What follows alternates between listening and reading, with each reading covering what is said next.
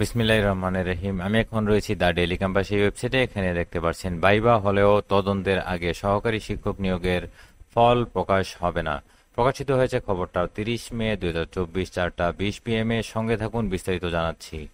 প্রাথমিক বিদ্যালয়ের সহকারী শিক্ষক নিয়োগে তৃতীয় ধাপের পরীক্ষায় প্রশ্ন ফাঁসের অভিযোগ ওঠায় মৌখিক পরীক্ষা 6 মাসের জন্য স্থগিতের যে আদেশ দিয়েছিলেন হাইকোর্ট, তা স্থগিত করেছেন চেম্বার আদালত। এর ফলে উত্তীর্ণ প্রার্থীদের মৌখিক পরীক্ষা গ্রহণে বাধা নেই বলে জানিয়েছেন আইনজীবীরা। তবে তদন্তের আগে মৌখিক পরীক্ষার ফল প্রকাশ করা যাবে না বলে জানানো হয়েছে। বৃহস্পতিবার 30 মে আপিল বিভাগের চেম্বার বিচারপতি এনায়েতুর রহিম এ আদেশ দেন। আদালত বলছেন, প্রশ্ন ফাঁসের ঘটনা তদন্তে হাইকোর্টের আদেশ বহাল রাখা হলো। তদন্ত শেষে প্রতিবেদন হাইকোর্টে দাখিল করতে নির্দেশ দেওয়া হলো।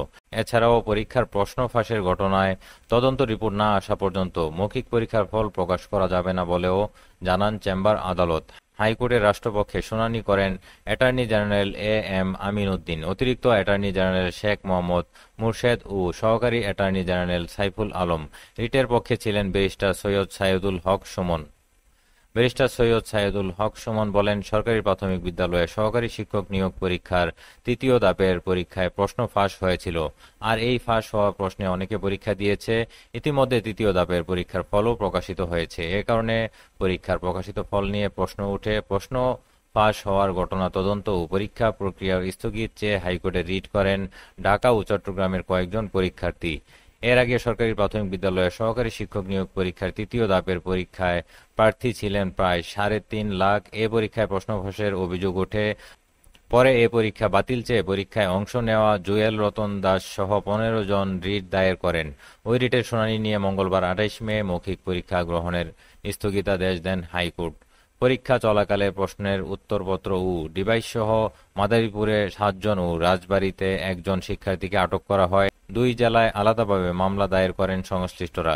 রাজবাড়ীতে আটক হওয়া পরীক্ষার্থী আদালতে নিজের দায় স্বীকার করে 164 ধারায় জবানবন্দিও দিয়েছেন। প্রশ্ন ফাঁসের পরও গত 21 এপ্রিল রাতে ফল প্রকাশ হয়। এতে 46,199 প্রার্থীকে মৌখিক পরীক্ষার জন্য নির্বাচিত করা হয়েছে। এরপরই বিষয়টি চ্যালেঞ্জ করে রিট দায়ের করেন 15 পরীক্ষার্থী। তো এই পর্যন্ত ছিল দ্য ডেইলি ক্যাম্পাসের হাতে সর্বশেষ আপডেট। পরবর্তী আপডেট আসলে চ্যানেলে আপলোড দিব। চ্যানেলটি সাবস্ক্রাইব করে সঙ্গে থাকুন। বিদায় নিচ্ছি। আল্লাহ হাফেজ।